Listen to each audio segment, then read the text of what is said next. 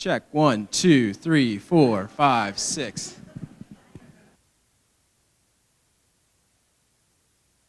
Check 1, 2, 3, 4, 5, 6, 7, 8, 9, 10. 9, 8, 7, 6.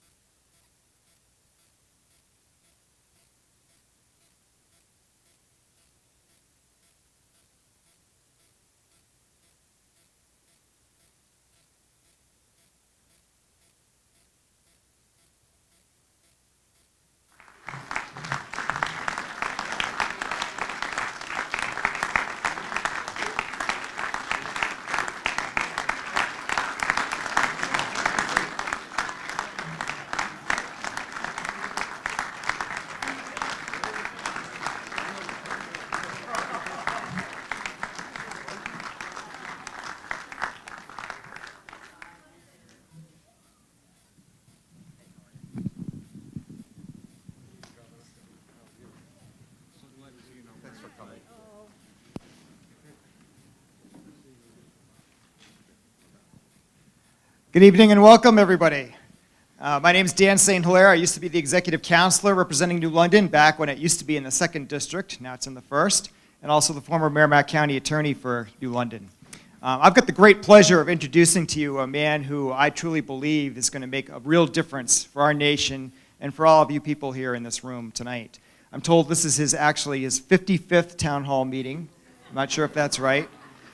And yeah. And you know, I keep telling the governor, you ought to see New Hampshire after its first snowfall. It's beautiful. So he keeps coming up here saying, when's it going to happen? When's it going to happen? So I think you might see him here several more times. But really, it's truly an honor to have Governor Christie here. I believe we have a great Republican ticket of a lot of people running with a lot of good ideas, but one person really stands apart for me. That's the person standing right here, Governor Christie. He's the one that I think that will make you promises tonight, and he's the one person that will be able to keep those on day one because of his experience, his tenacity, and all of his resume as a former prosecutor and governor as well. We all love America. That's one thing we have in common here tonight. And in that vein, I'm going to introduce to you Sheriff Hilliard, who will lead us in the Pledge of Allegiance. Thank you, Dan. Welcome, Governor and Mary Pat. If you can stand, folks, if you would. The flag is right there. I pledge allegiance to the flag of the United States of America and to the republic for which it stands, one nation, under God, indivisible, liberty and justice for all. Thank you very much, folks. It's also my honor to be here with Governor Christie and Mary Pat tonight, and Andrew, their son, and a man that I'm going to introduce is probably no stranger to all of you, Walt Havenstein. Walt ran for governor in the last cycle, and unfortunately, we didn't quite make it to where we wanted, but a great man, a great veteran, and a great friend of Governor Christie's, Walt Havenstein.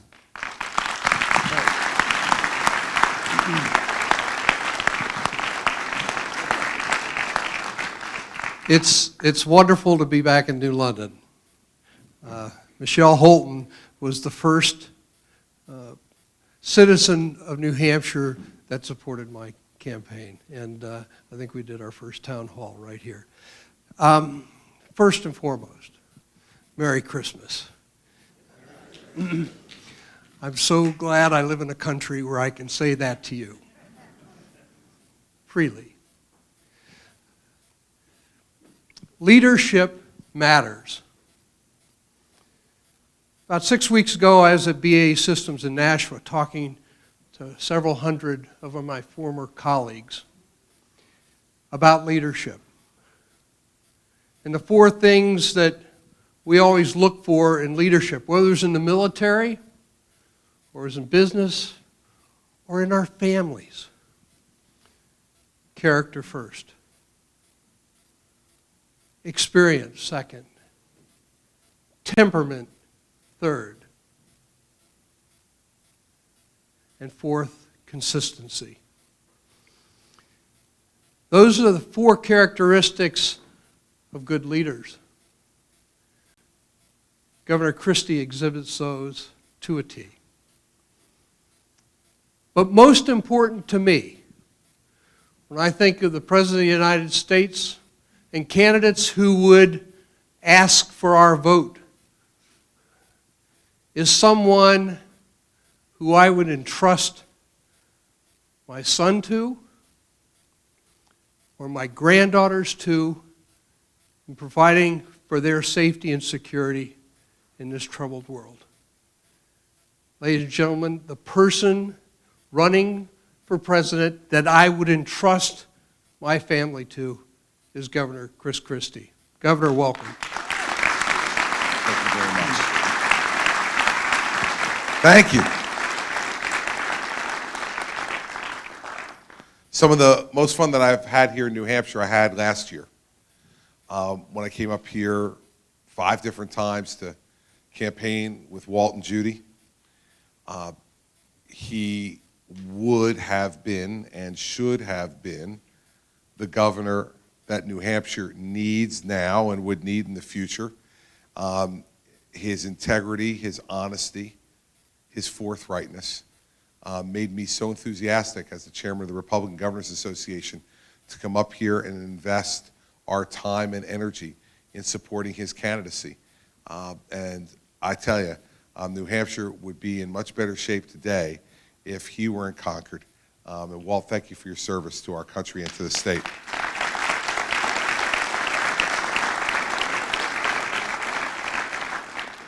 Our chairman of our New Hampshire campaign is here, Wayne McDonald. Wayne's been with us right from the beginning, and I appreciate so much his leadership and the support that he's given to me and to Mary Pat and our family. I want to thank the sheriff. He has also become a great friend of ours over time. Dan, thank you. Remember that early meeting when we were in the summer? It was hot, and we're trying to convince people that this campaign was going someplace. You believed, and I appreciate it very, very much. And Senator Little, Mrs. Little, thank you for your support and your endorsement. All these things are building blocks. They're foundational building blocks to building a successful campaign for President of the United States in New Hampshire and around the country. But the biggest blocks, even these folks would admit, are what we're doing right now. What we're doing right now is to have a group of folks like you who are willing to come out here on a Monday night and give me a listen. Give me a chance to try to convince you that I'm the right person at this time in our country's history. And I love doing this. Dan elevated my number of New Hampshire town halls a little bit. I love that. He got confused because 55 is an important number to me too, because I'm the 55th governor of the state of New Jersey. I think that's where he got 55 from. This is our 43rd town hall meeting in New Hampshire tonight, so you weren't far off. And we'll blow past 55 by the time we come back in the next couple of weeks and continue to do these things. I've done 134 of these as governor of New Jersey. And I love every minute of it because it's what keeps me in touch with the people that I'm representing. You know, when you're governor, you can get very detached. You know, you have troopers with you all the time. They ride you around in these SUVs. They pull you up to the back door of every place. When you're governor, you never go in the front door of any place ever again. And you're always in the back door of someplace. And I have gone through every kitchen of every place in New Jersey that has a catering hall. You know, and you go in those back doors and you walk through the kitchen, and all of a sudden you go through a pair of doors and there's a whole bunch of people in the room. You live in a little bit of a bubble if you allow yourself to. And so one of the things that I did early on as governor was to say to my staff, like, we need to have me out there meeting real people where real people get to ask me questions. And not only so I can hear what's on their mind with their questions, but I can feel the mood. Because that'll help to tell me just as much about how my leadership is being received in the state and how they feel about where they live. And it's worked great for me in New Jersey, and it is a tradition here. So I am suited to doing these things because I've done them. And that's kind of a theme for tonight, too. You know, you have to have done some of these things before to actually know how to do them right. For 13 years, I've been making decisions. Every day. 7 years as the chief federal prosecutor in New Jersey, the United States attorney, named U.S. attorney on September 10th, 2001, by President George W. Bush. The job I accepted on September 10th changed significantly the very next day. And so for 7 years, I worked on investigating, arresting, prosecuting, and convicting terrorists in the state that lost the second most people on September 11th than any other state in America other than the state of New York. And when you're the chief federal prosecutor, all you have are decisions to make. When to open an investigation or not. When to proceed with an investigation or not. When to bring charges to a grand jury or not. When to ask for that grand jury to return an indictment or not. And then how to prosecute someone and what kind of sentence to request if in fact that person's convicted by a jury of their peers. Decisions that have a real effect on real people every day, both those who are prosecuted and the victims whose rights are protected and acquitted by those prosecutions. And there's no one else you can blame it on. You're accountable. You're responsible for those decisions. You're not one of 100. You're responsible. And I went from that job right to the governorship of New Jersey, which I lovingly call an unruly state to govern. It's my home, and I love it. It's where I dragged my wife 30 years ago from Pennsylvania, and where we've raised our children together. But it challenges you every day, every day. I have a Democratic legislature, 2416 in the Senate, 4832 in the lower house, for every minute of every day that I've been governor. Believe me, they don't wake up every morning trying to say to themselves, so how do we make the governor happy today? What can we do to make his life full of joy and ease, right? It's a contentious thing. Governing is contentious at times and difficult. But when you're the governor, you're responsible. You're the adult in the room. You got to forge consensus and bring people together in both sides of the aisle, and you have to get things done for the people who elected you. You can't say, well, I didn't get this done because the bill was never released from the subcommittee, where I had offered some significant amendments which were never voted on. But if they had been voted on and had been released from the subcommittee, well then, heck, we would have gotten it to the full committee, and boy, would we have really made progress then. Your eyes are glazing over, and no one's taking responsibility for it. Not when you're governor. When you're governor, people want to know, did you do it or didn't you? Are you getting this done or not? I tell you this because 13 years of being responsible for these decisions is what we need, in my view, right now behind the desk in the Oval Office. For the last 7 years, we've had on-the-job training in the White House.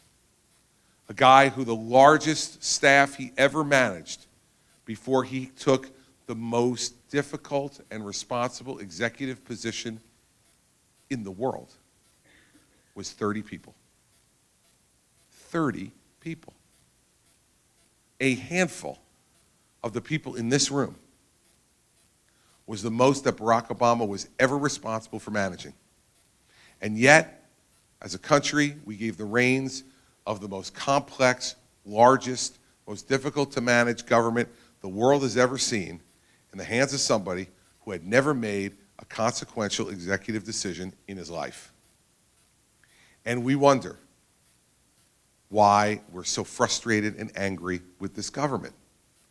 We are because they're incompetent at the very basic things we want them to do.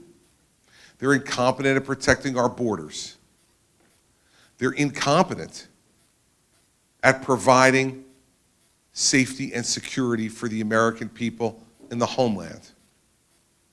They're incompetent in dealing with the day-to-day challenges of management that all of us who have had strong executive positions have had to deal with.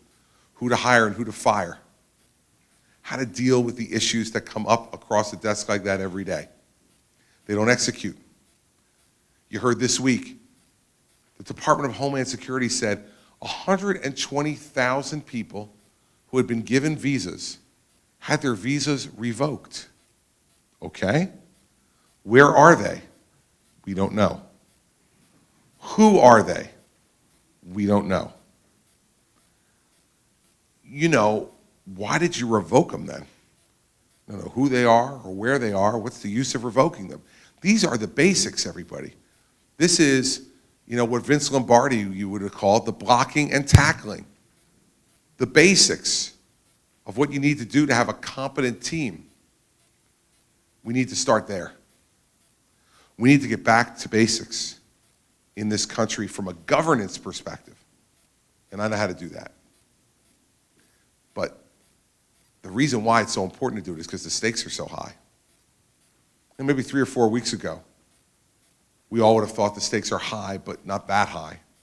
After Paris, after San Bernardino, this level of incompetence is no longer acceptable because lives are at risk. The Nashua schools are closed today. The Los Angeles schools were closed earlier in the week. This is unacceptable. And let me tell you why these school systems close. You could sit and argue about the nature of the threat that each one faced. But you know why they're closing? Out of an abundance of caution. And you know why they're taking those actions? Because they have no faith or confidence in the fact that the federal government will protect them. You didn't see school systems closing on a regular basis when George W. Bush was president of the United States after 9/11.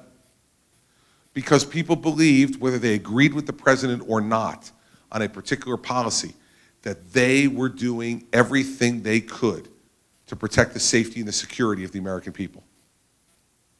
We don't have that feeling anymore.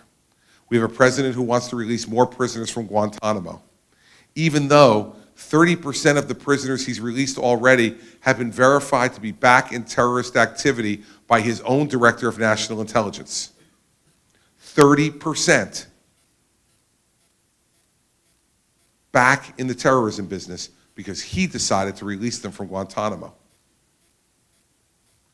We have a president who said the other night, I don't understand the anxiety that people feel about terrorism because I don't watch enough cable TV.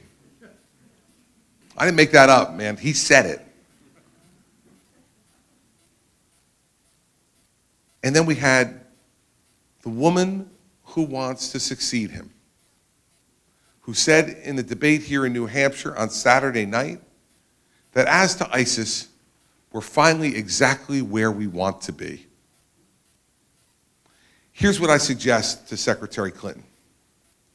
I suggest that she suspend campaigning, get on an airplane, fly to Paris, and before Christmas, meet with the families of the murdered victims in Paris and tell them we're exactly where we want to be as to ISIS.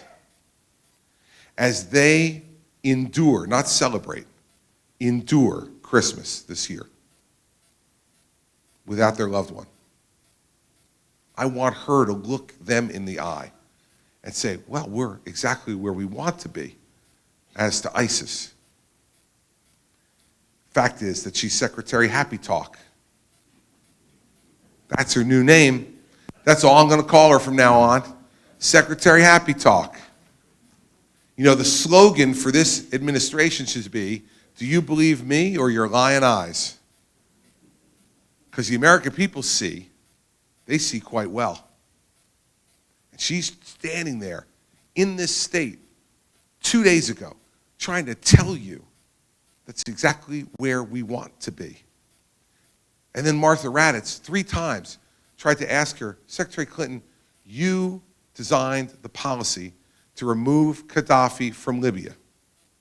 And now Libya is in turmoil and a breeding ground for ISIS.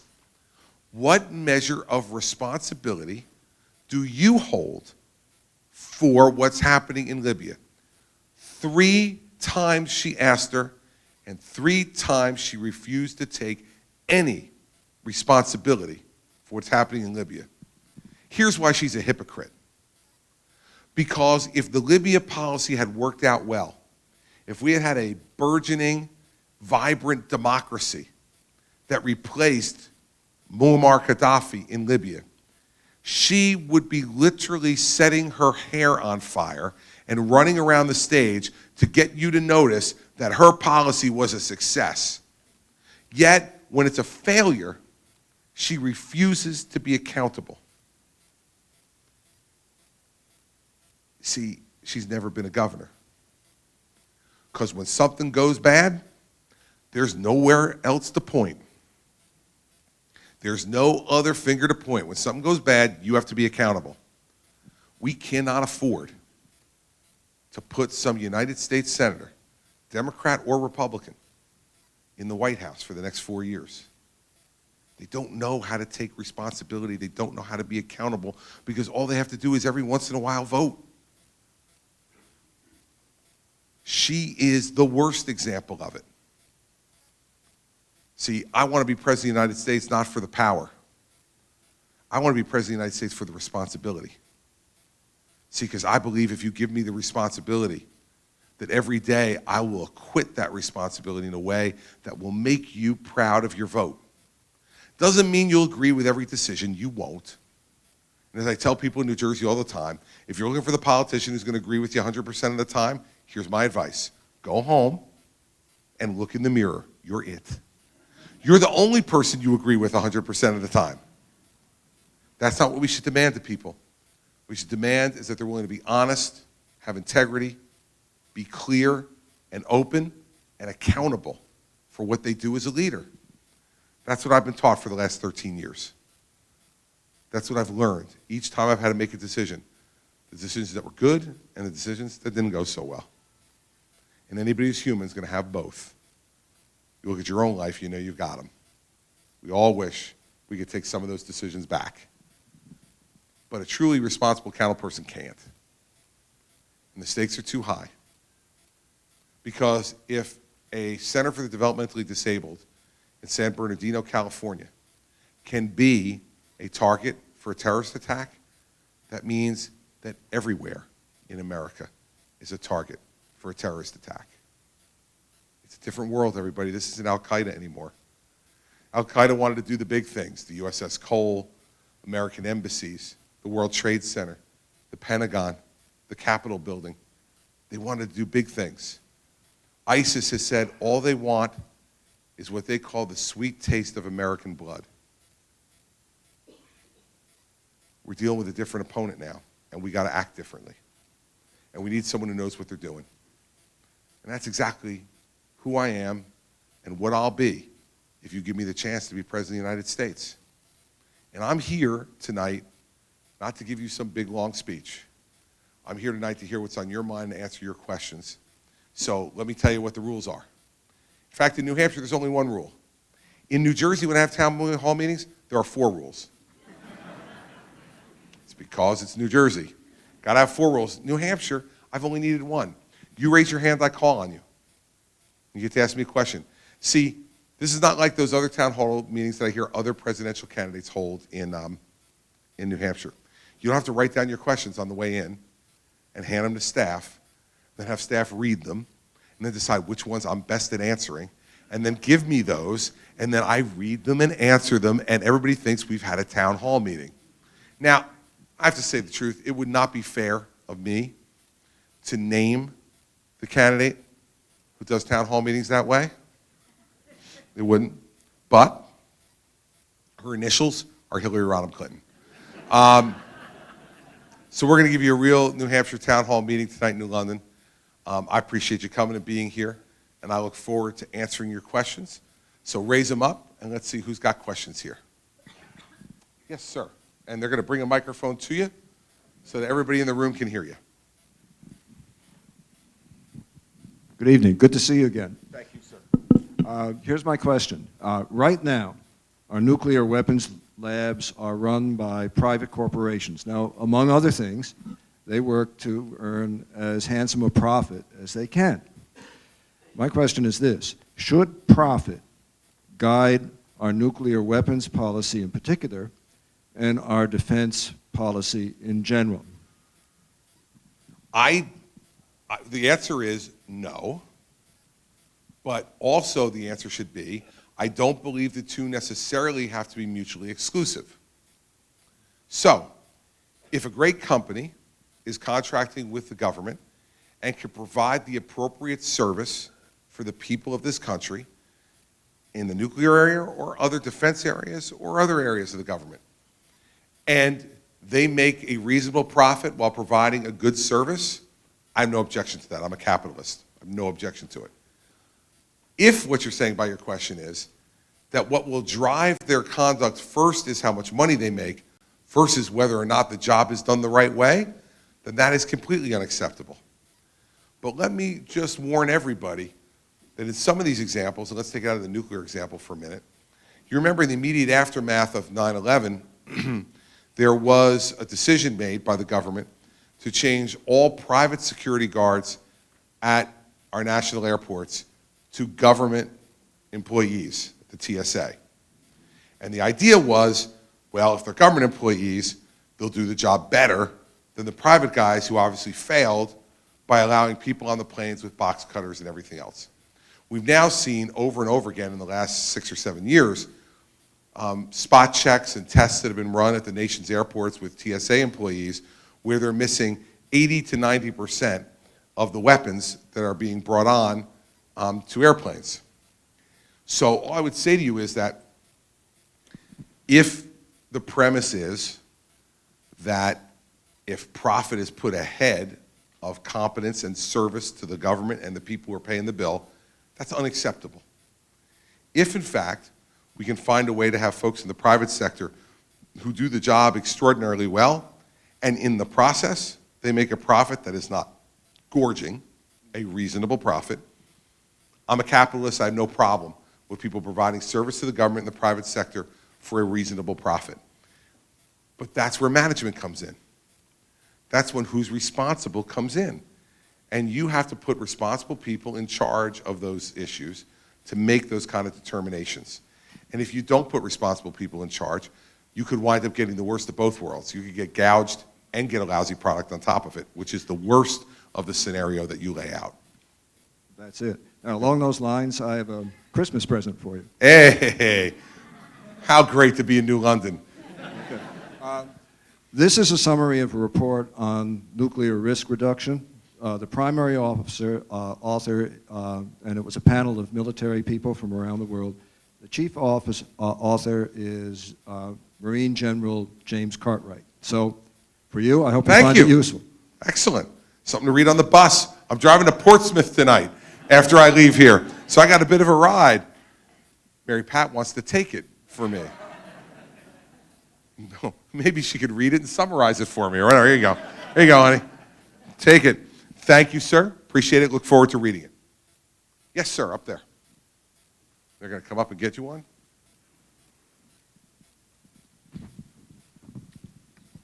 Welcome to New Hampshire, Governor. Thank you, sir. As a former New Jerseyite, Oh, where from?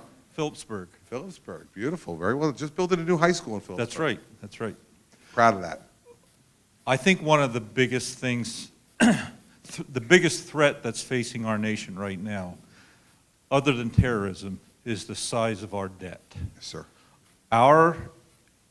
You know, what we're leaving for our children and our grandchildren is as former candidate Barack Obama said, unpatriotic, although he's tripled what he started with. What are your plans to get government spending not only under control, but reduced to the point where we can start chipping away at the national debt? Good question. First off, let me say that as to what's happened already, just so we're clear, this president has incurred more debt during his 7 years than every one of his 42 predecessors. Every one of them. Combined. Yes, sir. Combined. Now, everyone's doing the math right now. They're going, wait a second. Barack Obama is the 44th president. He said 42. I want you to remember that Grover Cleveland, born in New Jersey, was both the 22nd and 24th president of the United States. So I don't want anybody after this going, oh, man, he can't be president. I don't even know how many presidents we've had. All right? So I just want you to know, 22nd and 24th, just so we're clear on that one. Because I saw you. The wheels were grinding up there. He's like, man, this guy's dumb. Obama's 44 and he's saying 42. No, I got it. We're covered. He's increased the debt more than all of those predecessors combined. It's obscene. It's obscene. And it used to be, before he became president, that our GDP was that our debt was a percentage of the GDP. Our debt now exceeds our GDP.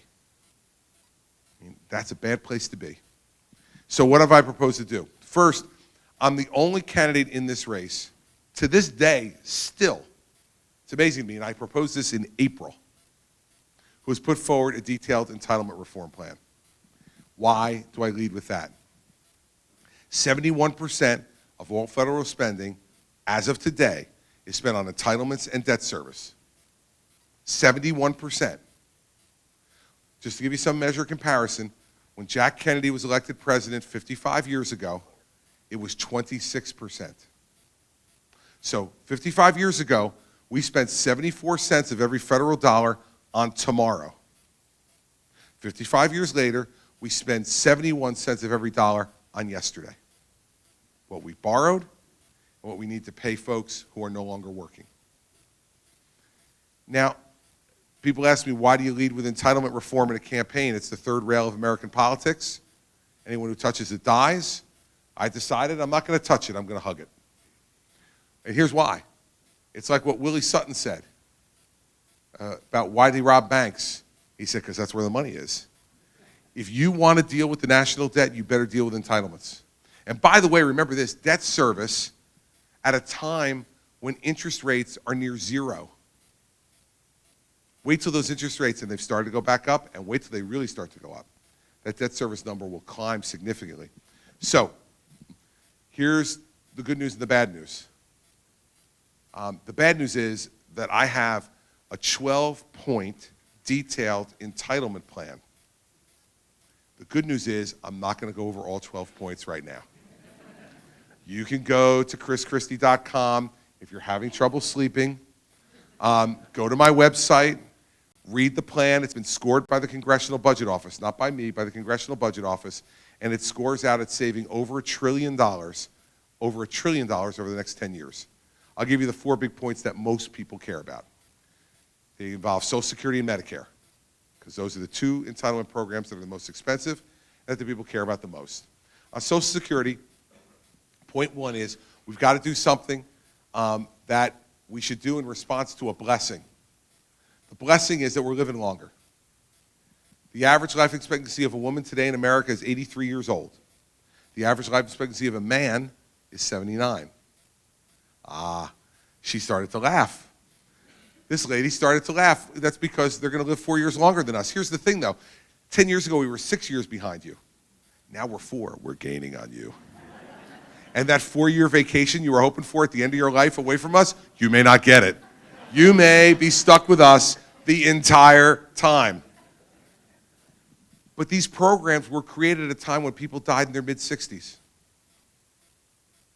Social Security used to be able to retire at 62. Life expectancy for most people was anywhere between 62 and 65. Great deal for the government. You paid the money your whole life, and you collected anywhere from 0 to 3 years on the deal, and then they kept the rest of the money. That's why Social Security worked so well for such a long time. But because of increases in medical science and the pharmaceutical industry, just happily, we're living longer lives and a better quality of life. So we need to change in regard to that. We need to raise the retirement age in Social Security. There you go, I said it. And I did not get struck by lightning. I say raise it 2 years and phase it in over 25 years. That means it'll go up 1 month a year for 25 years. So for anybody who's on Social Security right now, it doesn't affect them. And for those who are close, it may affect them for a few months, but that's all. But for my children, your children, it'll be a big change.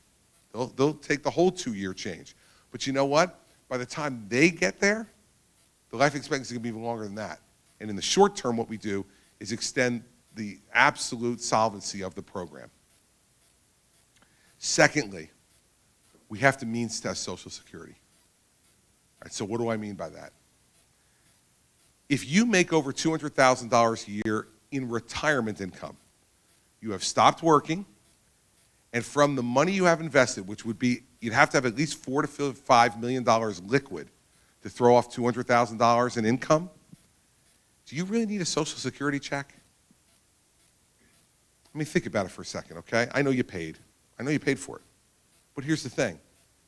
If you've got $4 or $5 million in the bank when you retire, first thing is I say, God bless you. Good work.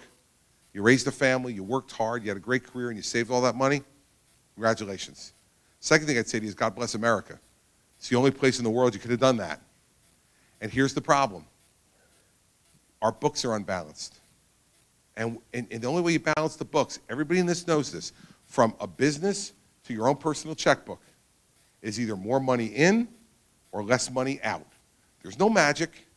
It's more money in or less money out. So here's the choice that we're presented with. And you heard it on the Democratic debate Saturday night. They say, take the cap off the Social Security payroll tax so that no matter how much money you make, you pay that payroll tax on every dollar. They say that's the way to get at the rich. I have another way of getting at people who have been successful. If you've been enormously successful over the course of your life, Don't take a benefit at the end that you don't need just because you put money in over the course of your life. Why is my idea, I think, better than Hillary's? Here's why. Because the reason we're in this problem in the first place is because the government lied to you and stole from you. That's why. See, this money was all supposed to go into a trust fund, right?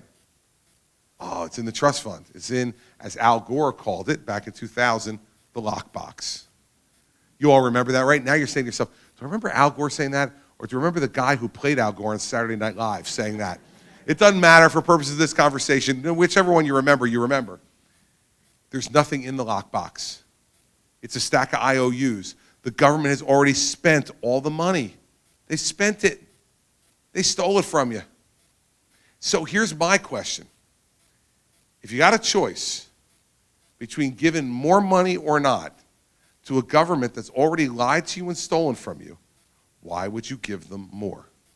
Because this time they really mean it? Because I swear if you give me more this time, I won't steal it? You know they'll steal it. You know the first time they have a choice between raising taxes, cutting spending, or taking that pile of money over there that nobody needs right away and that nobody will notice is missing, I'm telling you, they'll do the same thing. So this is not a question of, because I had a guy in Exeter early on in my campaign stand up and say to me, it's not an entitlement, I paid. And I said, okay, yeah, agreed. So what? It's gone. I didn't steal it. I'm just the guy reporting to you that it was stolen. And now we got to fix it. So we got to means test it. Because I won't want to give this government another nickel after how irresponsibly they stole the money from the Social Security Trust Fund in the beginning. And by the way, remember one other thing Barack Obama left us with. And by the way, Republicans in Congress, this last budget deal, the Social Security Disability Insurance Program, which has grown exponentially under Barack Obama and was going to be bankrupt in 2016, they stole $150 billion from Social Security retirement to give to Social Security disability. They're doing it now. So this isn't speculation on my part. They're doing it. They're doing it right now. And so that's what we need to do on Social Security. On Medicare, we need to do the same thing. Raise the eligibility age 2 years, phase it in over 25. And for folks who have over $200,000 in retirement income, meaning $4 to $5 million saved, they only get a 10% subsidy on their Medicare premiums, not the 75% subsidy they get now. So we'll still subsidize your Medicare premiums, but if you're pulling in $200,000 a year, you can afford to pay a little more for your medical premium, especially if you're getting a really good program like Medicare has been for most Americans in providing them with health care. Those ideas, plus a few others that are listed, will save over $1 trillion. That's where we need to start. Secondly, we need to grow our economy much faster. And I'm going to go through all this because my answer is already getting long. And you know, I had my children with me this weekend. My oldest son, Andrew, is still here. But my daughter, Sarah, who's 19, my son, Patrick, who's 15, and our daughter, Bridget, who's 12, were all with us this weekend for part of the weekend. And as they were leaving to go back to school and to hockey and all the other things, I said to them, so what did you think of Dad's town halls? And they're like, good. I said, no, what did you really think? And Sarah said to me, your answers could be shorter. All right? So I'm not going to go through the whole tax reform plan and regulatory reform plan, which is on the website, and I urge you to go and see it. But we need to do those things to be able to grow the economy more, because we're never going to cut our way out of the deficit and debt we're in. We got to grow our way out of it and cut our way out of it. You can't just cut exclusively. Last thing I'll tell you about what I've done as governor of New Jersey. When I came in on the cutting side, when I came in to office, we had an $11 billion deficit on a $29 billion budget. That's what I was left by my predecessor. Think about that. That's a 40-some% deficit. By percentage, it was the largest deficit in America for any state. $11 billion on $29 billion. And they immediately told me, well, we're going to have to raise taxes. And I said no. And I spent 6 weeks, 3 days a week, going through the budget line by line. It was a painful, ugly process. and we cut 800 programs from the state budget. 800 programs and balanced the budget. Now, let me tell you, I probably cut a program you like, maybe more than one. Because believe me, I got the emails and the phone calls and the protests on the steps of the Capitol about it. Every one of those programs was either started by a governor or by a member of the legislature, and they had a constituency. And every time you cut it, someone would say to you, Governor, I understand you have to balance the budget. Jerry can relate to this. Like, I understand you have to balance the budget, but this program is too important to cut. Cut all those other programs, right? That's what people tell you all the time. What you have to do is be absolutely immune to that argument.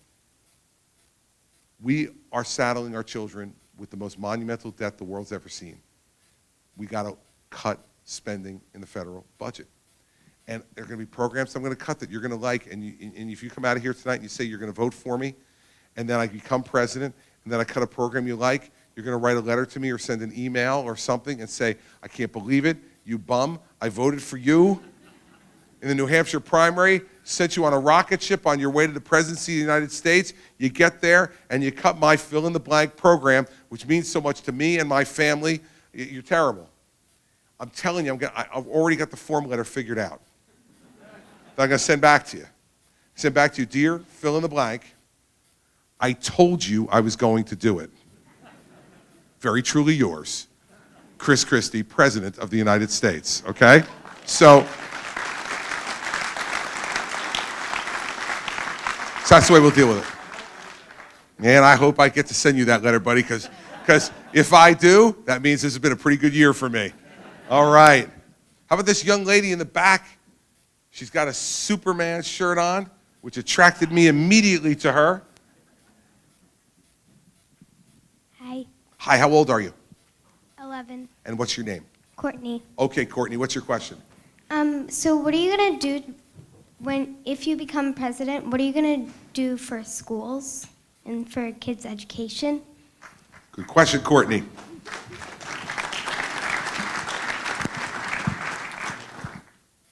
The most important person in your education is you. When you work hard, when you listen to your teachers, when you do your homework, you have the best chance to be as successful as you can be. But you're not the only important person in your education. The next most important people are your parents. And as president, what I would like to do is empower your parents to make sure that they get to choose what the best education is for you. Whether it's a public school or a parochial school or a private school, whatever they think is best, I want them to be able to choose. Because there's no one who loves you more or is more concerned about your future than your mom and dad. Third most important person in your education is your teacher. I want you to have a great teacher in your classroom who every day is motivated by two things: making sure you learn as much as you possibly can, and that teacher knows that they will be rewarded based upon how well you do. So that if a teacher's in a classroom and his or her students are doing really well, they'll be rewarded more. That's the way it should be. Every place else in our society, the better you do, the better product you turn out. The better you're paid, the better you're compensated. The other thing I want your teacher to know is that your parents are part of the game and that they're going to help the best they can to help you with your homework, to encourage you to read, to encourage you not to leave your homework till the very last minute, right? To turn off the TV every once in a while, to turn off the video games, to put down your iPhone, all those things. You don't have an iPhone, do you, Courtney? That's so good. We have a rule in our house: no smartphones till you're 14. Now, what's your rule? You got a rule?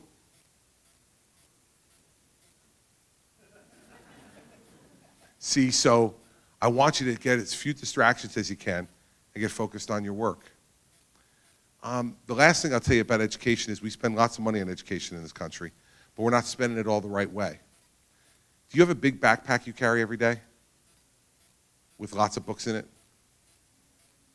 Not very many books? Okay, and is it heavy? Sometimes, right? See, I don't think you should have to carry all that stuff back and forth every day. See, what I think we should do if we're going to spend this money is we should get you, and this is, of course, a contradiction to what I just said about the smartphones, but you're not allowed to put any games on this one. You should get you an iPad. And every one of your books should be on your iPad. You just have to carry that one thing. That's all you have to remember. You can take your notes on there. You can read your books on there. You can do everything on there. And you carry it back and forth. Because you know what? You understand how to work that better than I do. Right? Kids your age and my kids' age, they understand stuff in this technological world so much better than we do. And that's the way they learn now. We can't keep teaching kids the same way we got taught. And we are. A bunch of chairs facing forward at a black or a whiteboard with one person standing in the front and you with paper and pen taking notes. Man, we were doing that back in the 1800s. Technology's different now and your brain works differently than mine does. You've been exposed to all different kinds of things that I was never exposed to. If you need an example of this, wait till tonight, right? After the town meeting is over, lots of people will come up and ask me for pictures, right? And then they'll have their spouse hand the camera to them, and he, most of the time, will fumble with the camera and not know how to put the camera on and not know if they really took a picture or not. And then we'll hand it to Courtney. And Courtney will go, okay, boom, okay, you're done, next, boom, next, right? You'll know exactly how to do it instinctively.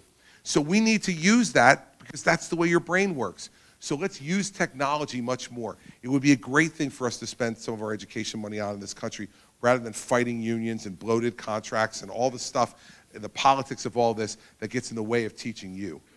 Those are the things I think we need to do for education in this country. And if we do those things, all of us, me, your parents, your teachers, your principals, and the government, if we do all those things together, you're going to have the best chance to be whatever it is you want to be. I want to tell you the last thing. The last thing is what my mother used to tell me all the time. I could still hear it ringing in my ears if I close my eyes and lay in bed at night. My mother would say to me, Christopher, because if you named your kid Christie, you would want to just say Christopher, right? Like you wouldn't want to own up to that. She'd say, Christopher, you can be anything you want to be if you work hard enough. She'd say it to me over and over again. And you know what, Courtney? She was right. Because I worked really hard in my life, and look at me. I'm getting to run for president of the United States. That's pretty cool. And you can be whatever it is you want to be. If you want to run for president, if you want to be a doctor or a lawyer, if you want to be an engineer, if you want to go to outer space, if you want to be a teacher, if you want to be a soccer player, whatever it is you want to be, if you do that work that way and you work really hard, what I want is for you to look in the mirror and really believe, like I believed when my mother told me that you could be whatever you want to be. And I believe you can be. So that's what I would do for education, and that's a really good question. And always wear that Superman shirt because it gets people's attention, all right? Thank you, Courtney.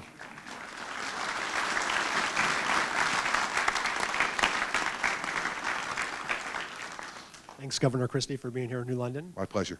My wife and I took a recent trip to Yosemite National Park. And as a lifelong Republican, I have to say that trip has changed my viewpoint on the environment.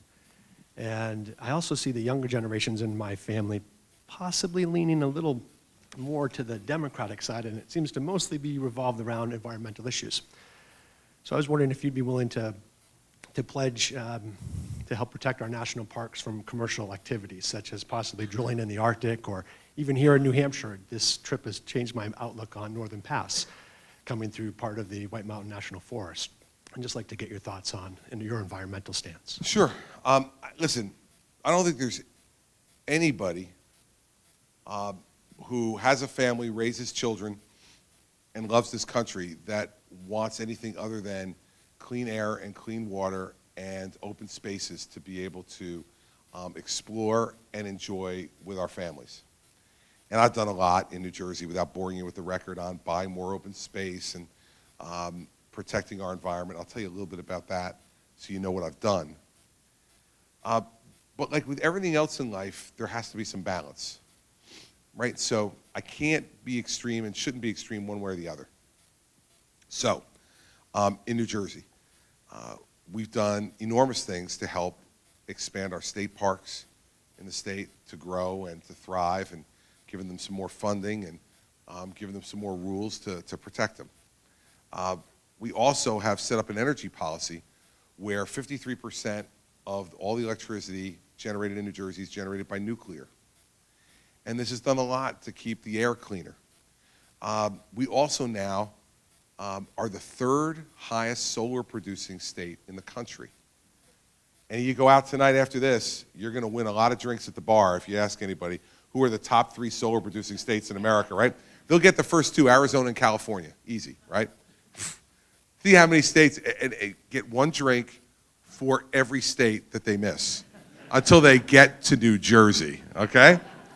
Now, what that's done is we've partnered with the private sector to make it affordable, not with government imposition of things, but to partner with the private sector so that for businesses, manufacturing plants, shopping malls, and homes, people are using solar energy because it makes sense and they can sell energy back to the grid in a good year. And that helps them to bring some of their energy costs in some months below 0. I built 3 new natural gas-fired plants because natural gas is a cleaner burning fossil fuel, and it's become abundantly available to us from the Marcellus Shale in Pennsylvania. Now, we've had to build pipelines to bring that, and that can be controversial at times. But the alternative is to burn more coal, which is worse for our footprint and for the quality of our air. That's what I mean by balance, right? So, you have people who will oppose a pipeline, okay. Well, then I say to them, what's the alternative? And I had this discussion today. I was with Walt at the VFW post, and a woman wanted me to oppose a certain pipeline that's going on in the state. I go, listen, I don't know enough about this to take a position one way or the other. But what I will tell you is I believe states should make these decisions, not the federal government. It's your state. It's your environment in your state. You should make these decisions. And we should empower the states to do it, not the Federal Energy Regulatory Commission or some other alphabet soup thing down in Washington, D.C. You should decide. But what I said to her was, as president, I'll give you that authority, but then you better decide to do something. Because the energy prices in New Hampshire are too high. You're exponentially higher than most of the rest of the country. That affects your ability to grow business in the state. That affects your ability to have seniors be able to stay here and afford to stay here on a fixed income when their heating and their electricity prices continue to go up. So that's what I mean by balance. I don't want to tell New Hampshire whether they should build the Northern Pass. I don't want to tell New Hampshire about whether or not they should build a particular pipeline in a particular way or not. But what I do want to say to New Hampshire is if I give you the authority, do something with it. And make sure you do it in a way that's responsible and balanced for the people who live here. Your only need is not to have the cleanest environment. It is also to provide for the economic well-being of the people in this state as well. And to have continuing increasing energy prices, I think, is something that will drive people out of the state and certainly drive seniors out and drive businesses out. And so that's the kind of approach I'm talking about, and that's what I've done with real specific examples in New Jersey. What's it led to? We pulled out of the Regional Greenhouse Gas Initiative, which was a Northeastern compact, because all it was another tax scheme that made our bills higher. We've already reached our clean air goals for 2020 by 2014, taking this approach, and not increasing taxes on you in order to do it. This, to me, is a common sense approach to protecting our environment and respecting the needs of our citizens, both for their own livelihoods and for the businesses they want to build. And so in the end, that's what I would do. And my 2 favorite state parks in New Jersey, which if you ever come through our state at different times of the year, in the winter, now you should come to Washington's Crossing State Park. Washington Crossing State Park is a beautiful state park that is right on the site of where Washington crossed the Delaware and helped to create all this. We didn't win that one. We'd all be speaking with a British accent, I suspect, and curtsying to the Queen.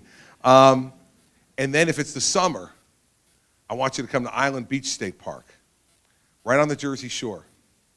It is a place where, is it $12? $10. $10 a carload. You can only imagine what some teenagers are in when they come down here, right? It's $10 a carload to get into Island Beach State Park. It is a long, 11 mile long, 11-mile long barrier island on the Jersey Shore where you can drive on, fish, camp, or go sit on the beach and enjoy the Atlantic Ocean for $10 a carload. Come and see that. It's one of the most beautiful beaches you'll ever see. You will think that you're in Nantucket or on Cape Cod, to give you some comparison, except you're in the middle of the most densely populated state in America, and you're only about a 5-minute drive from Snooki and the Situation, okay? So and it has that kind of beach. I'm protecting those parks because that's part of the character and the heartbeat of New Jersey, and Yosemite is part of the character and the heartbeat of this country. And we have to protect those things because it's part of who we are, and it was one of the great things that a great Republican did in our country, Teddy Roosevelt, and we should continue to do that. So thanks for raising the question. First time I've been asked that, by the way, in 43 town hall meetings, so thanks for asking it. I'm going to give you my microphone, ma'am. Oh, thank you. What can you, as president, do to reduce the cost of an education beyond high school for students so that they aren't graduating with $80,000, $100,000 in debt? That question has now been asked in 41 of 43 town hall meetings. Okay, 4 points. 2 on paying back your debt, 2 on lowering your costs. On paying back your debt, it is unconscionable now that students take out student loans and cannot refinance them if lower rates are available. They must continue to pay the higher rates so the government can make money off our kids. It's wrong. It's unconscionable. If you can find a commercial bank to refinance your loan, we should let you. The same way you could refinance your mortgage, you could refinance your car loan, or any personal loan to lower interest rates for those kids. Second, we should set up a national service option. Beyond military service, national service, and say to kids as they're coming out of college, young people as they're coming out of college, if you want to serve 3 years in national service to help make your community, your state, your country a better place, we will give you credits every year for the work you do to reduce the amounts of your loans. So that when you then get out to go into the private or public sector workforce, you don't have to make the decision about where to work based purely upon how much you're going to get paid. I think people are much better when they follow their passion and then figure out how to make money from that. Not just pick a job purely based on the paycheck. It can work out, but I'd rather have these people, after they've been able to get educated and serve, to be able to choose where they want to go to work based upon a vibrant economy and what's in their heart about what they want to do with their lives. On the cost side, here's the problem. I'm going to remember my daughter ringing in my ears about shorter answers. This story is usually longer. I'll truncate it for you as best I can. Our daughter, Sarah, the one who told me to have the shorter answers, she's 19-year-old sophomore at Notre Dame. This summer, we got a letter from the president of Notre Dame. Dear parents, first paragraph, he's a priest, Father John Jenkins. First paragraph is basically, dear parents, thank you for the blessing you've bestowed upon us by entrusting the souls of your children to our care for their education over the next number of years, right? It's Notre Dame, right? You can hear Rudy playing in the background, right? You close your eyes, you can see the Golden Dome, you can see Touchdown Jesus, your heart's pounding, right? How many Catholics do we have in the audience tonight? Can you raise your hand, Catholics? Okay. You know what the next paragraph is, right? It's from a priest. It's the money paragraph, right? As soon as they get your heart pounding, they move in for the money. The next paragraph is, that's why we're so pleased to tell you that tuition this year is only going to increase 3.9% in a 1% inflation world. 3.9%. And then he tells us that's the lowest annual increase in tuition at Notre Dame in 40 years. 3.9%, the lowest annual increase in tuition at Notre Dame in 40 years. And the total cost, $62,500. Right? So, in any other normal circumstance, right, if you had a situation where you were deciding whether something was valuable or not, you just make an evaluation. You'd say, well, okay, is a Notre Dame year of a Notre Dame education worth $62,500? If you think it is, you pay it. If you think it isn't, you don't. Let's say I called Sarah downstairs, the one who sends me pictures of the Golden Dome and the grotto, and she sends me pictures from the stands at Notre Dame Stadium on football Saturdays, right? She has drank the Kool-Aid, right? She loves Notre Dame. And I call her downstairs, and Mary Pat and I look at her and we say, listen, you know what? We've made the economic evaluation. It's just not a value anymore for us. So we're going to send you someplace that's cheaper. 19-year-old daughter. I suspect that after the crying, the stamping of the feet, the running upstairs, the slamming of the door, and the "you're ruining my life," that what would happen would be Mary Pat and I would sit there and say, okay, we'll figure out how to make it work. Here's the problem. The colleges know that too. They know it. They know you're not making this decision based upon hard-headed numbers. They know this is beaten. And that there's nothing more precious to you in your life than your son or daughter and them being happy and getting the best education they can because you believe that that will lead to an even greater future for them. And we were put on this earth as parents to believe that we need to give our children not only what's good, but better than what we had, the best we could give them. Colleges play on this. So here's what we need to do. First thing is, we need them to tell us everything they're spending this money on. A college bill is the most opaque bill in the world. Tuition, room and board, other fees. That's it. If you go out tonight in New London to some restaurant and four of you go out and you eat dinner and you have drinks and they hand you a check at the end and you flip the check over and it says, food, $125. You call the waiter over and go, hey, man, come here for a second, would you? Would you detail out here what everything we had and everything we cost? College bill, you go, hey, where do I sign? 3 lines. They need to tell us. The reason they need to tell us is not only because we need to know, it's because they'll be embarrassed to tell you. They are wasting money at colleges and universities all across this country on things that are monuments to them and their egos and have nothing to do with making our kids' education better. We start forcing them to tell us what they're spending it on, believe me, they're going to start spending it differently. Secondly, we need to give you the chance to unbundle that bill. You pick what you pay for. Here are the things your child's going to use, the things I'm not paying for. It's the only way to put a market test on this. So if 98% of the people say we're not paying for the rock climbing wall, and by the way, you all have a rock climbing wall at UNH. Are you kidding me? You have rocks. Right, you're the granite state. The granite state. Man, you have a rock climbing wall at UNH. Come on, man, help me out. Listen, Iowa State, there are no rocks. They want a rock climbing wall, that's fine. But that's like Iowa putting in an artificial cornfield for you to walk through. Just go 2 miles in one direction or another. You'll find a cornfield in Iowa. Believe me, I've spent a lot of time there. You will. It's like saying you can't find rocks in New Hampshire. You can find them. You want to climb them? And when I said this, I made this joke about UNH. One of the newspapers put a headline that said, Christie's assault on college fitness. I want to tell you something. Look at me.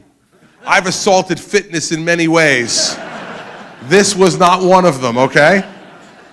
So we need to let you unbundle your bill. Now you're saying to yourself, okay, those sound like good ideas, Chris, but how are we going to get them to do it? Here's how we're going to get them to do it. If you don't do those 2 things, you do not get to participate in the federal student loan program or the federal student grant program. You want our money, you tell us how you're spending it, and you give us a choice on how we spend ours. And the government can do that. We can require that, and we should, because these colleges and universities are ripping off us and our kids. Not because they don't provide a good education, but because they spend money on things they have no business spending money on. And you know why? Because they know there's no bottom to what we're willing to give or borrow to help our children. They're playing on our emotions, and we need to put a market test on that. So that's what I would do. It's a little bit shorter than the normal answer. Yes, sir.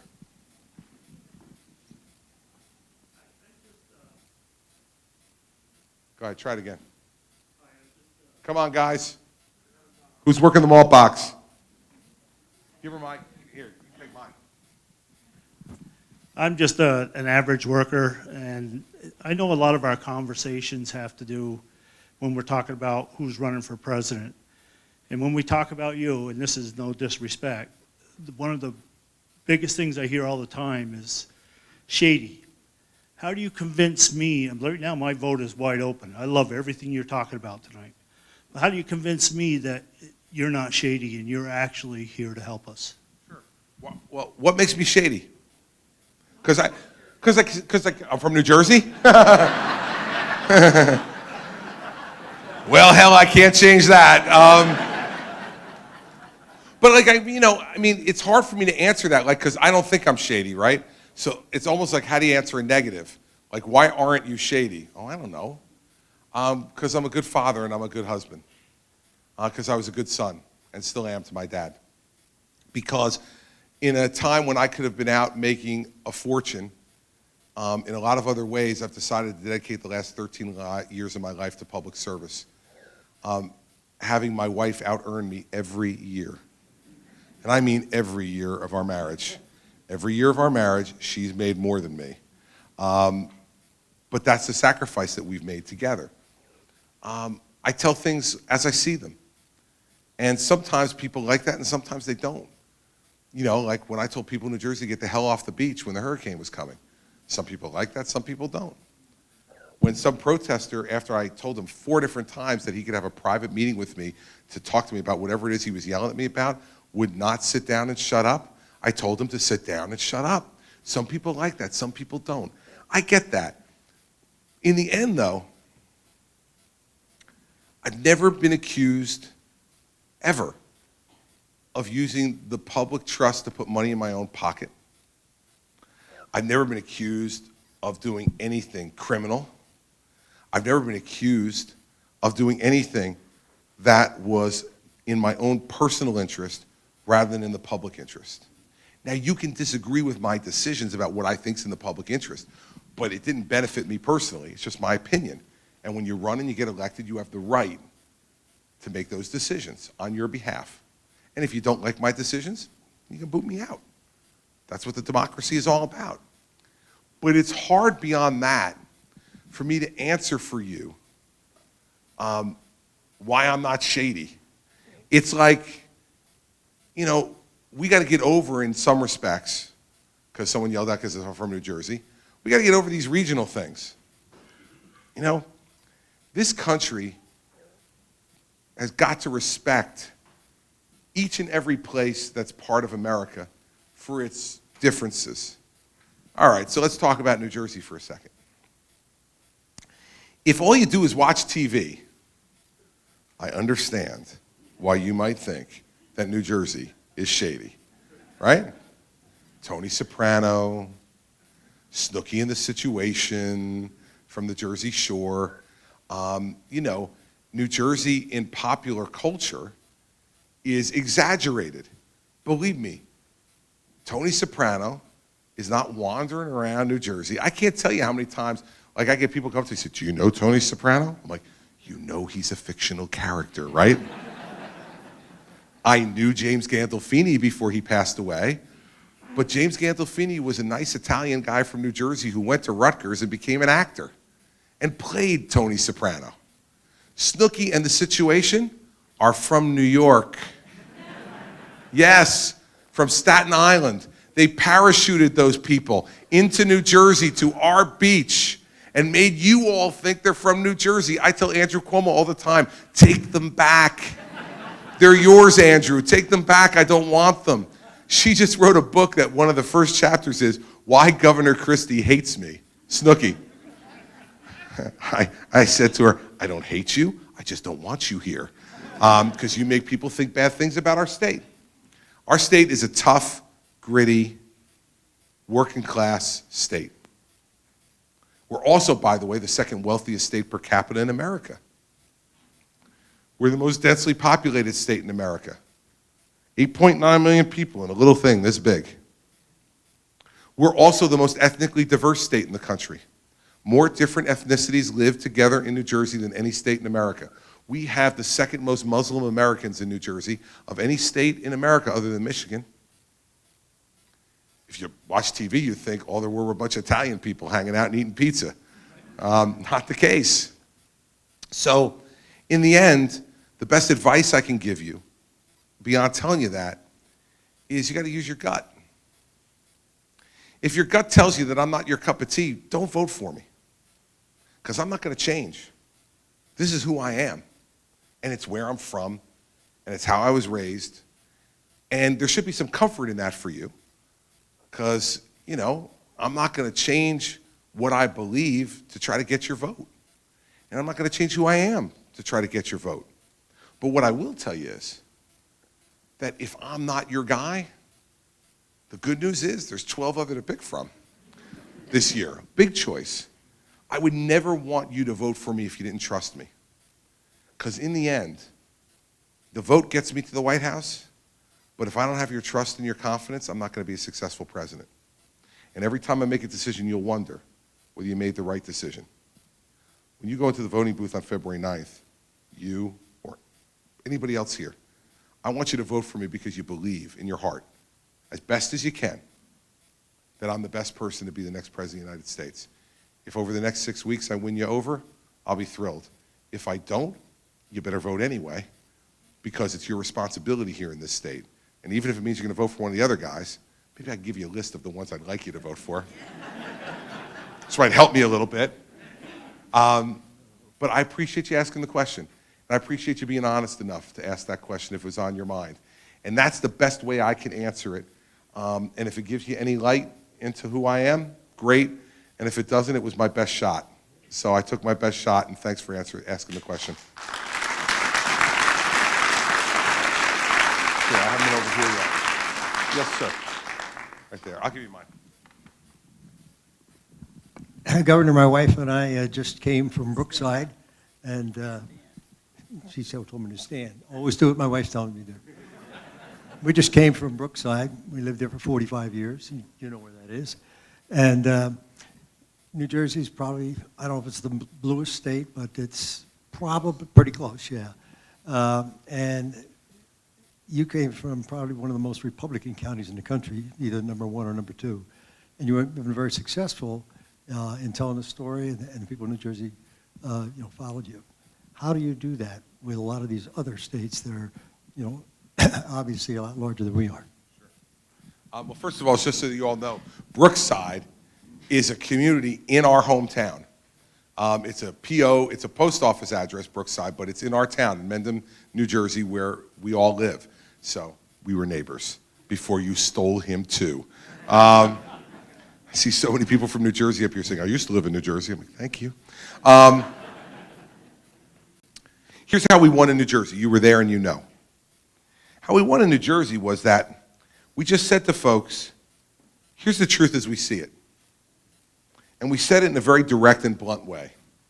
We didn't mince words with anybody, and we didn't for a second, not for a second, try to change our views to adjust to what we thought people in a blue state wanted to hear. We just said, listen, here are the problems, and here are the solutions I think we need to do to try to make this state a better place. And people listened. I think part of it is because I'm one of them. And they kind of looked at me and said, yeah, this guy understands this place, and we're going to trust him. Part of it was, they hated the last guy, right? Governor Corzine. Sometimes you benefit from your opponent, and I did. I benefited from my opponent, too. And I think the rest of it was hard work. Like getting around to meet a lot of people who maybe had preconceived notions about you that you could dispel if they got to see you, if they got to hear from you. How do we do that in the country? It's harder, but let's remember something. Right now, 31 of our 50 states are governed by Republican governors. 31 of 50. We have more Republican state legislators today than we have had in over 40 years. We have a Republican majority in the House. We have a Republican majority in the Senate. This idea somehow that the Republican Party is not a national party is ridiculous. We have to nominate better candidates. And we have to work harder. And we have to campaign in places where we're uncomfortable. See, I don't think Republican candidates for president should go to any Chamber of Commerce lunches or dinners. Don't go. You know why? They're all voting for us already. You go there, it's great for your ego, right? You go in, standing ovation on the way in. A couple of times in the speech, standing ovation. On the way out, standing ovation. You feel great. You didn't pick up any new votes, most likely. The way I got reelected in New Jersey, now remember, I got elected the first time in a three-way race by 4.5 points, 49.5 to 45. I knew if I did nothing different the next time, I would be former Governor Christie. Because 49.5% in a two-way race, they weren't going to give me a three-way race the next time. I knew it was going to be one-on-one against the Democrat, and I was going to have to do better. So what did we do? Mary Pat and I spent a lot of time in African-American churches in our state. You know why? Because those have been the most reliable Democratic votes in America for the last 50 years. And every time the Democrats come into an African-American church, they say, we're going to give you safer streets and better schools. How's it working? That's all I said when I went there. Most of the time I just sat and listened. But when I spoke, that's what I said. I said, the Democratic Party has promised you safer streets and better schools. Have they delivered? And if they haven't delivered for 50 years, what makes you think they're going to deliver this year? Why don't you give somebody else a chance? We went into Hispanic neighborhoods, into their churches, into their small businesses, and sat and listened. And when I initially went, they didn't want to talk to me because they had had a Republican come there for a long time. We have to campaign in places where we're uncomfortable. And when we go there, we better have our listening ears on, not our talking mouth, our listening ears. Because we haven't listened to those folks for a long time as a party. And we need to listen. If you want to get their vote, you have to listen to folks. You know, whether it's your vote or anybody else's. You got to listen. And then you can talk about what it is you dream for them, what your aspirations are for your state or for your country. Last, I'd say to you that we have to be smart about opening our hearts. Republicans at times can be seen as hard-hearted, numbers people. We don't care as much as the Democrats do. That's baloney. I've met plenty of Republicans over my life who care just as much as Democrats, if not more, and if not in better ways. But we got to open our hearts. We got to show people. I used to tell Mitt Romney all the time, I said, gosh, I wish you would just crack open your chest and show America your heart, because if you do, you'll be president of the United States. He was uncomfortable in doing it. It wasn't him. I got no problem with that. People are going to see my heart. They're going to know what I believe in and what I feel. And people in America today need to see that. They don't want to only know what you think, they want to know what you feel. Because they feel a lot right now. And they want to know if their president feels the same things they do. They have a much better chance of voting for somebody who they think feels as well as thinks. And Republicans have gotten a bad rap on that for a while. We need to do better. But it's sacrifice on my part if I'm the candidate. Like, you have to be willing to do it. And when you do that, you might lose. And then it really hurts. Because if you lose when people don't like what you think, you go, all right. But if you lose because they think you're shady, if you lose because they don't believe what's in here, that's more personal. But if you're not willing to make that personal sacrifice, you get no business running for president of the United States. So I think that's the way we do it. And I like my odds if I'm on that stage next September against Hillary Rodham Clinton. I wanted you to remember one thing that these folks know because they're from New Jersey, but you should know. 49.5% in 2009. In 2013, after governing as a conservative in New Jersey and doing these things for 4 years, 61% of the vote in a state that Barack Obama had gotten 59% the year before. The year before. He got 59, I got 61 the next year. I won the Hispanic vote, won it. 51% of the Hispanic vote in New Jersey. 22% of the African American vote, up from 9% 4 years earlier. And 57% of the female vote against an 18-year female state senator. In the end, if you walk away from today with nothing else, just remember this: I know how to win. And if we don't win this election, we won't recognize this country in 4 years. We won't recognize it. There are no silver medals in this business, everybody. You either win or you go home. And I am out to win this election because our country can't afford to have another 4 years of a Democratic president. That's exactly what I'll say.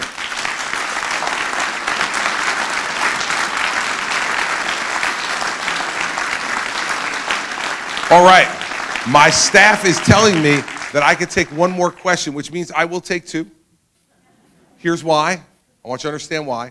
First, because I want them to know that I'm still the boss. Secondly, because has anybody in here run for president? You did? You're a little young, buddy. But nobody's run for president, right? Let me tell you what running for president is like, because I've now done it now for 8 months. I'll tell you what running for president is like. Running for president is being surrounded every day by people, all of whom are younger than you, and they tell you where to go and what to do every minute of the day. All right? The only place that I am free from the tyranny of the young is right here. Right here. When I stand in the middle of this room, I am free of the tyranny of the young. They can't tell me. They don't have a big hook to pull me off. They can't tell me I must stop. I'm the guy. I get to keep going if I want to keep going. My wife can tell me to stop, but none of the rest of them can tell me to stop. None of the rest of them can. So we're going to take 2 questions, okay? This gentleman over here has had his hand up for a while. Thank you. Governor, as president, what would you do to pressure the Arab Muslim countries in the Middle East to put significant boots on the ground against ISIS? The first thing I would do is ask in the first 100 days, King Abdullah of Jordan, the leaders of the Saudi royal family, the head of the Arab Emirates, and the leader of Egypt, individually to come to the United States and meet with me. And I'd ask them, I'd give them the opportunity to vent. They got a lot of venting to do. This president's lied to them, and lied to them consistently. He got in bed with their mortal enemy, Iran, and given them $150 billion of sanctions relief, which these countries are convinced Iran's going to use to sponsor more terrorism against their nations. So they need to vent a little bit first, I suspect. They're angry. They need to take the measure of me. They need to be able to know they can count on my word. That when I give them my word, that I will stand by it, regardless of where the polls are. Regardless of what I've promised them is popular or unpopular in my own country, I've got to stick by my word. This president does not. The best example of that is, of course, Syria, where he promised that if Assad used chemical weapons on his people, he would attack. And he did not. And those other countries are looking now at the mess in Syria when the president refused to act and didn't keep his word. And there are millions of refugees running to the Middle East and to Europe and ISIS all throughout Syria. And they're saying to themselves, how can we count on the United States anymore? I got to earn their trust. And then my third job is going to be to convince them that this threat is just as great, if not greater to them than it is to us. And that if they don't do it, I'm not doing it on my own. They need to know I'm willing to be their partner, but I'm not willing to be the solo front man. They need to know that this has got to be a partnership. And that means I'm going to have to work to get them to trust me. And that's going to take a little time, everybody. It's going to take a little time because they've been lied to by this president for 7 years. And they need to hear the truth. I don't think that they're as reluctant as one might suspect. King Abdullah watched his pilot burned alive in a cage by ISIS. He wants to take action against these people. The Saudi royal family is threatened all the time by radical Islamic jihadists like those in ISIS. So are the leaders of the UAE and Egypt, and their martial law leader has already taken out the Muslim Brotherhood in Egypt and continues to fight with them today. They know what radical Islamic jihadism looks like. And so I don't think it's going to take as much convincing as you might think, but it's going to take some trust. And right now they don't have it. And quite frankly, they're entitled not to have it. What are we doing in bed with Iran? This is a country for 36 years that chanted death to America and still does. This is a country that stones women in the street at the order of their husband. This is a country that hangs homosexuals from cranes in the center of Tehran because of their sexual orientation. This is a country that is the largest state sponsor of terrorism in the world. This is a country that's developing nuclear weapons. This is a country that's testing long-range missiles, and they don't need long-range missiles to shoot at Israel. Those are for us. And this is a country that says that Israel will be wiped off the map inside 25 years. What this president is doing business with this country is beyond me. I don't understand it. It is contrary to every value we hold as Americans. But if in the Sunni Arab world, you're saying to yourself, oh man, he made a deal with them. He's giving them all this money, so maybe he wants to be friends with them more than us. That's what's going on right now. It's not a whole lot more complicated than that. It is complex and difficult to unwind, but it's not difficult to understand. And I think as president, what I'll be able to do is have them sit across from me and learn something that most people in New Jersey have learned over the time they've known me. You can say a lot of different things about me, and a lot of different things have been said about me over time. Misunderstood is not one of them. And I think all of you have experienced that tonight. You can agree with what I say or disagree with what I say, but you're not going to come out of tonight going, yeah, I wonder what he thought about that. I wonder if he had a strong feeling about that. I wonder if he was willing to really answer the question. Boy, he was dodging that one. No one says that coming out of these meetings. They might say, I don't like him, but they're not going to say that he's misunderstood. The leaders of the world will not see me as misunderstood either. They'll know exactly what I'm willing to do and what I'm not, and they'll know that I'll be good to my word because I always have been. And then we'll see what happens. But you are right, your instinct is correct. We cannot defeat ISIS without the help of Sunni Arab nations. If we don't have their help, it will be impossible for us to be able to do that credibly on our own. We need help. And we need our European allies too, by the way. Because, you know, the folks in France now know it's a threat to them too. So does Great Britain, and so do a number of the other countries who have had attacks from radical Islamic jihadists before. So everybody needs to be in this game. And if we bring everybody into the game, we'll win. But that's the job of the American president, is to lead, persuade, cajole, threaten at times, all those things. Use every tool at your disposal as the commander-in-chief of the largest army in the world and as the president of the greatest, most generous people that have ever walked the earth. Those are two pretty powerful tools. You can't make it happen with that, you're in the wrong business. I'll make it happen, don't you worry. All right, I can take the last one. All right, we've got this gentleman right over here in the vest.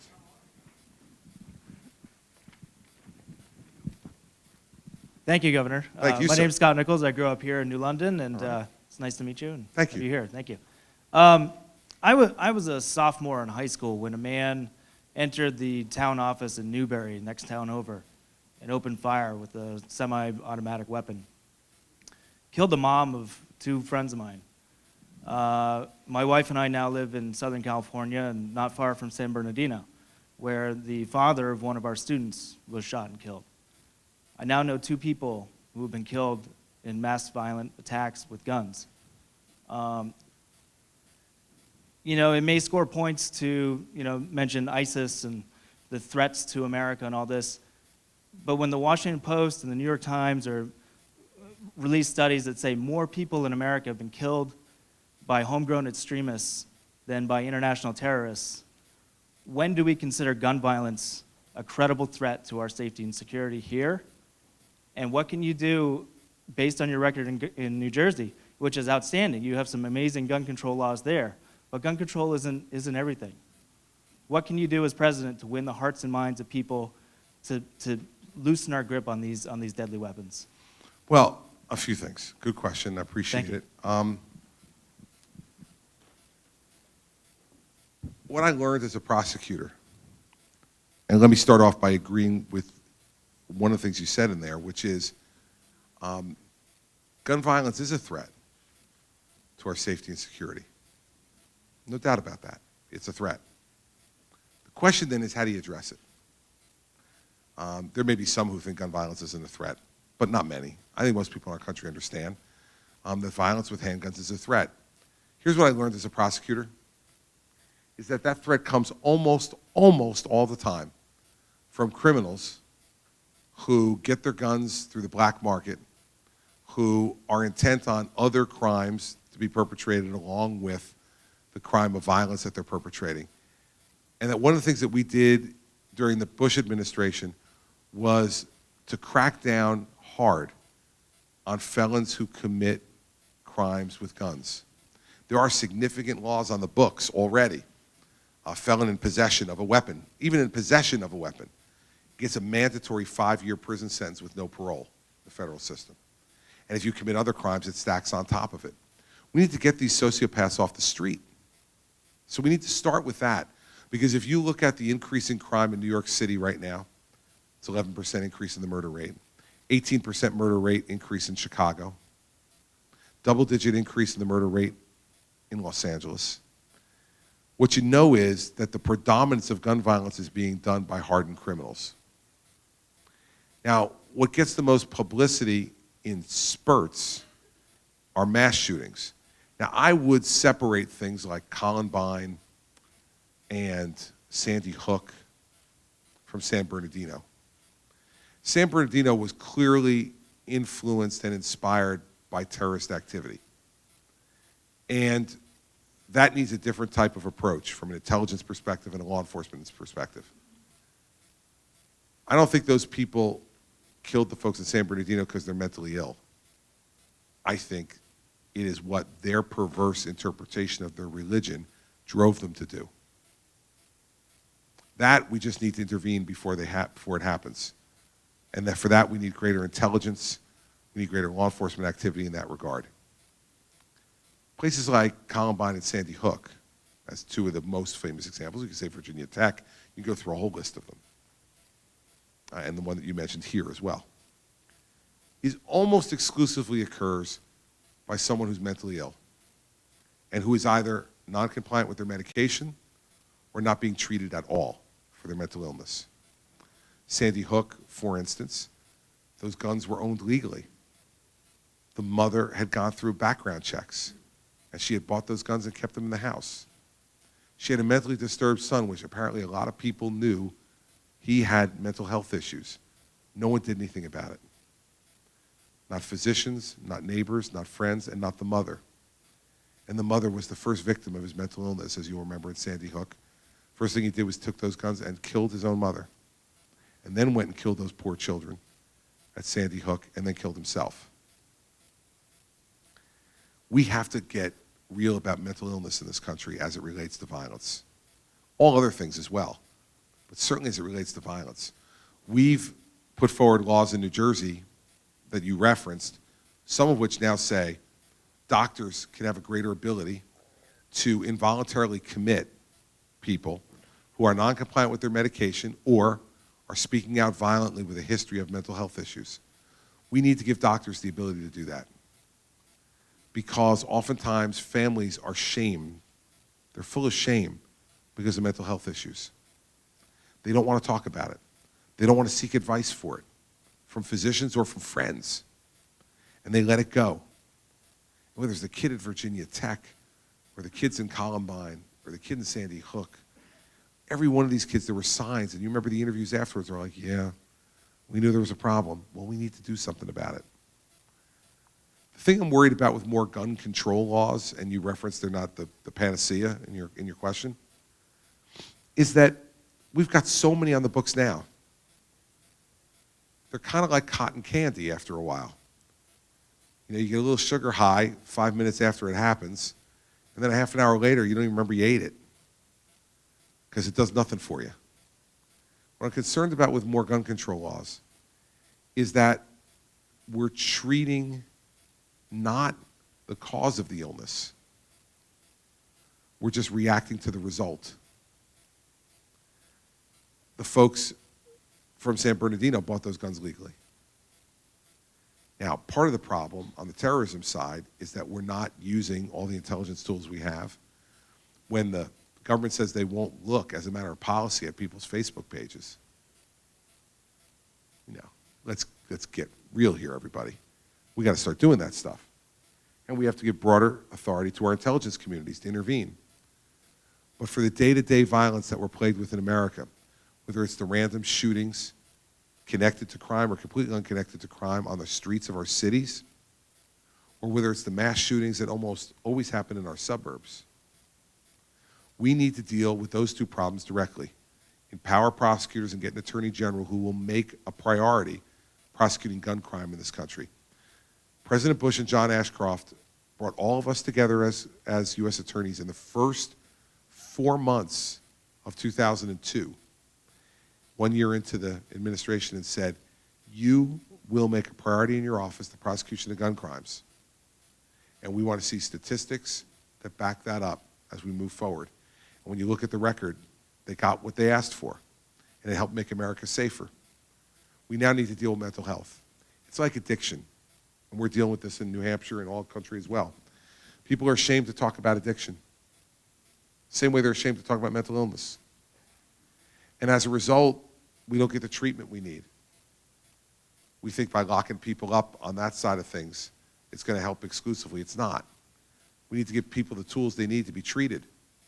And that's whether it's a mental health issue, where there's significant medications and other therapies that can help, or whether it's addiction, where again, there are significant therapies that can help these folks, give them the tools they need to put their lives back in order. This is much too important an issue to just pound your fist on the table and say, more gun control laws and we'll be fine.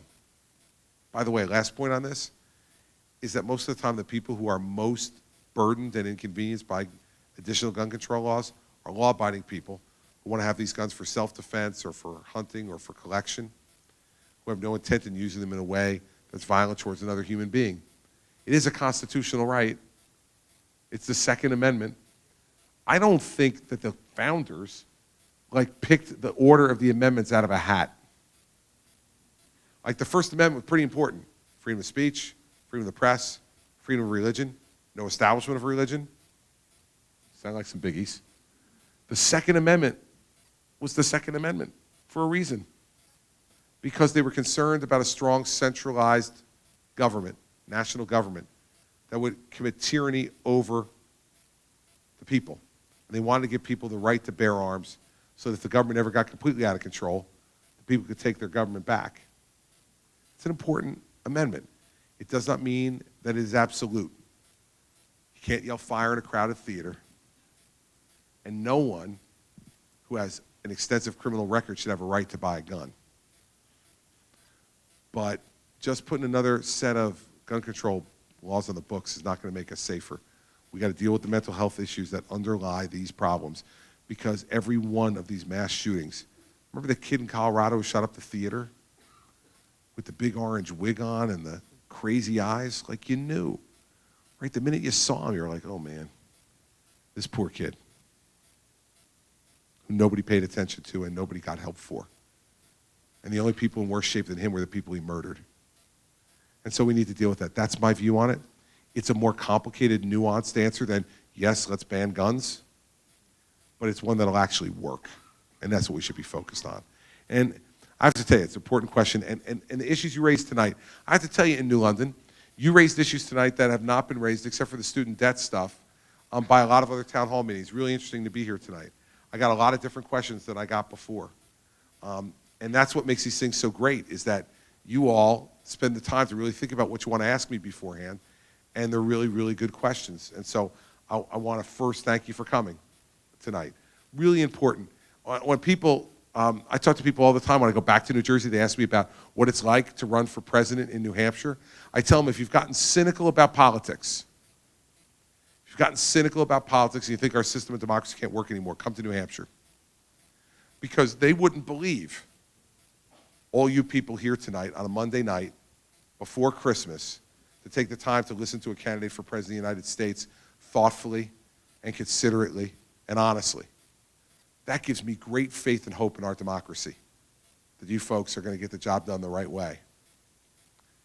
The last thing I want to tell you is this, because I want to further address your question.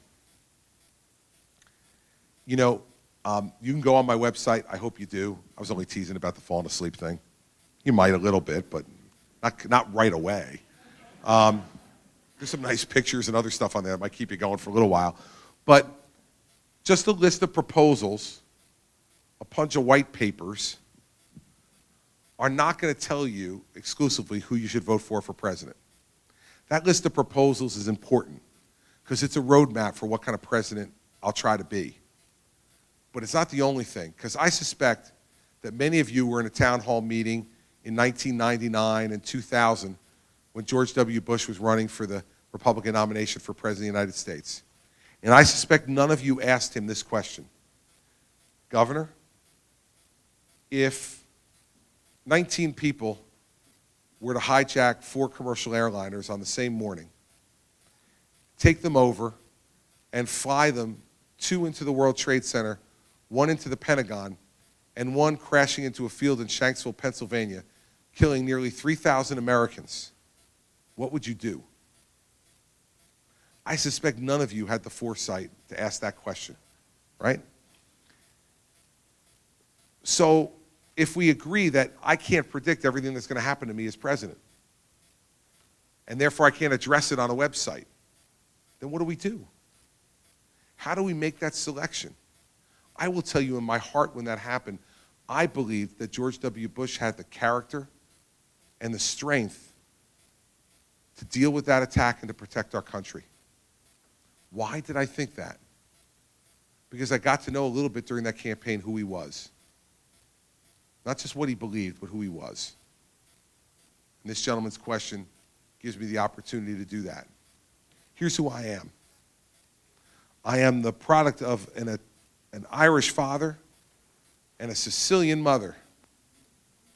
For those of you chuckling, you understand what that means. That means as the oldest child in that family, I became expert at dispute resolution at a very early age. This was an emotional household to grow up in. My dad is 82 years old. He was here in New Hampshire. Now, I did a bunch of town halls this weekend and trips around the state, riding on this great bus that I pulled up in here tonight. My father refused to come on the bus. He wanted to go door to door. He went door to door in Exeter. I mean, my 82-year-old father, this is the kind of guy he is. He's loving, he's outgoing, he's gregarious. If he were here, he would hug you. He would begin to tell you embarrassing stories about me from when I was growing up. And he's just one of these really outgoing, wonderful guys. And I'm really blessed to have him. We live stream these things over the internet, so I know he's now back home. He went home last night. He's back home at the Jersey Shore, and he's watching this tonight. Hope your feet don't hurt too much from all the door to door. But I always told my dad, as much as I love him, that in the automobile of life, my father was merely a passenger. My mother was the driver. Mom was judge, jury, and executioner. She liked that last one the best. She set all the rules in our house.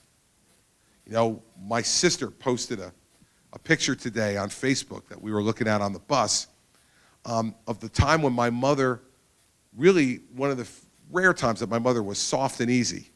You know, it showed a picture of us in her home on Christmas Day when Andrew was probably no more than about 2 years old.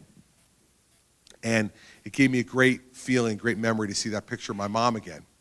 But Mom set all the rules, man, all the rules. And the biggest rule she set was, there is no suffering in silence in this house. Now, I believe she established this as the most important rule because she used it the most. If my mother had a complaint, a concern, a gripe, an argument, she said it. She said it loudly, directly, and repeatedly. And now by the time I got to become a teenager, when I had the gumption to push back a little bit, I used to say, Mom, I get it, all right, stop, I don't want to hear it anymore. And she'd, no, Christopher, you're going to hear it now. I need to get this off my chest. There are no deathbed confessions in this family. You're going to hear it right now. That's the way she raised us.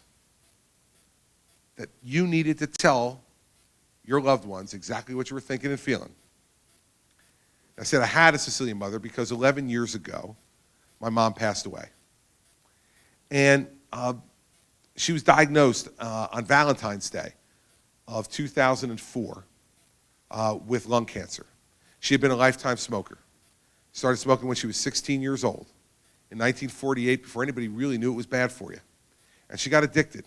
And she tried everything to quit. I used to watch how frustrated she was. She tried the gum. She tried the patches. She even tried hypnosis. Now, that was actually good for us because it took the edges off her a little bit for a while. But it didn't do anything for the smoking, so she stopped taking the hypnosis. And then finally, on Valentine's Day of 2004, she was diagnosed with lung cancer. And for any of you who've gone through this, you know that that kind of cancer can either be very aggressive or very slow. Unfortunately, in my mom's case, it was very, very aggressive. And by the end of April of 2004, she was very ill.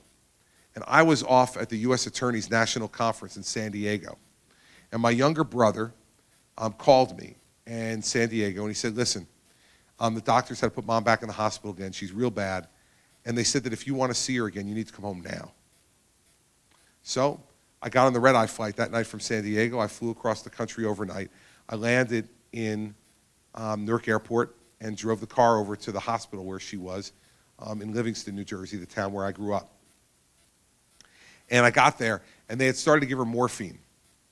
For those of you who've gone through losing a loved one to cancer, you know that's kind of the last steps. They're just trying to make her comfortable. She's in a lot of pain. So she was in and out of sleep. So I sat there next to the bed for a little while, and then finally she woke up. And it was so typical of my mom. She hadn't seen me for a week. No hello or how are you or anything. She said, "What day is it?" And I said, "Well, good morning, Mom. Good to see you. It's good to be home. Glad to see you're awake. It's Friday." She said, "What time is it?" I said, "It's 9:30 in the morning." She said, "Go to work." I said, "Mom, I just flew across the whole country to come see you today. I'm taking the day off. I'm spending the day with you." And she said, "Christopher, it is a work day. Go to work." I said, like, "Mom, what are you afraid of not getting your taxpayers' money's worth?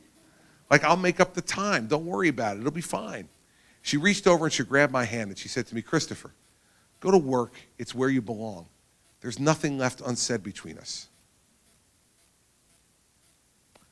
Other than the birth of our 4 children, it was the single most powerful moment of my life. My mother was giving me permission to let her go. And as I sat there, I thought to myself, damn, she's right again. Again. Because she raised us. I can't tell you how many times she said that line, "There'll be no deathbed confessions. You're going to hear it now." She turned out to be right. Every grievance was aired. Every joy was shared. There were no secrets. I knew everything I needed to know about her, and she knew everything she needed to know about me. I know she loved me. And she knew that I loved her. And so I did as I was told. I got up, and I kissed her on the forehead, and I said, "Okay, Mom, I'll go to work." And she looked up at me, and she said, "Good boy." And as the oldest son in the family, the oldest child in the family, I got up and I walked out of that hospital room. And 3 hours later, she went into a coma. And 3 days later, she died. I never spoke to her again. But I had no regrets because I lived my life the way she asked me, she taught me to be. And that's what you need to know. See, because now if you wonder why I say get the hell off the beach or sit down and shut up, you know, with Trump in the race now, I'm only the second most psychoanalyzed politician in the race, which is still pretty good out of 13 guys and women. But you don't have to wonder anymore. You now know it's her. That's why I do it. It's her. That's what she taught me to do. My mother taught me in a trusting relationship, you tell people what you think and what you feel, and you do not hold back. And I know that if my mother were still alive to see this circus that my life has become, she'd have a lot to say. A lot to say. I'll tell you 2 things I know for sure she'd say. First thing she'd say is, "So, you're running for president of the United States, Mr. Big Shot. Don't get big with me, buddy. I changed your diaper. I know who you are." My mother would want me to keep my head on my shoulders and my feet on the ground. It was important to her that her children be grounded. The second thing I know she'd say to me is, "Listen, Chris, if you're actually going to do this, if you're going to ask these people for the most trust that they can give to anyone outside their family, you better tell them everything.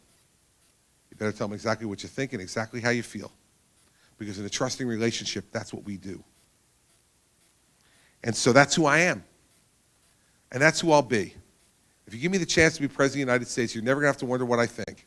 In fact, I'm sure there'll be some days you'll just turn off the TV because you've heard enough.